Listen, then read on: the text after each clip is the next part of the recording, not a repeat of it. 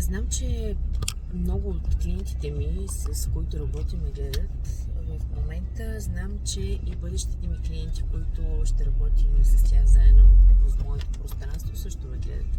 Идеята на това, което искам да ви кажа, не знам дали сте запознати, че в психотерапията има един такъв подход, в който клиентът работи чрез притчи. Разказва се една приказка, разказва се един текст, в който самият клиент се поставя на различните места на участниците и това дава много обратна връзка на терапевта от това, което чува.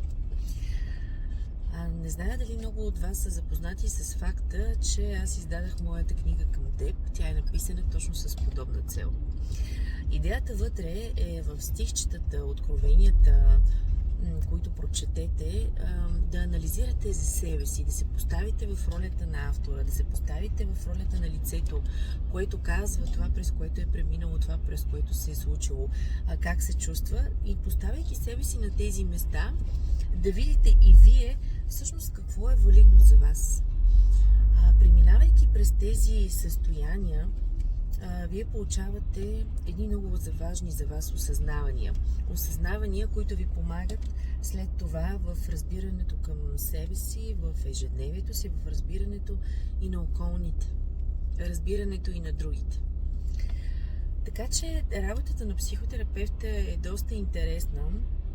Работата през притчите е много интересна, работата през стихчетата е много интересна и вие също така спокойно можете да работите с моята книга, която е точно по същия начин терапевтична, ще задейства вашата вяра, ще включи вашето присъствие тук и сега, осъзнаванията на моментите, в които изпадате и на моментите, в които се намирате и как да продължавате напред. Моята книга може да си закупите на лично съобщение, а част може да запишете в моята страница на платформата SuperDoc. Там може да видите кога има свободни часове и да направите среща с мен. Аз съм Илияна Карастоянова и съм тук за вас, мили хора. До скоро!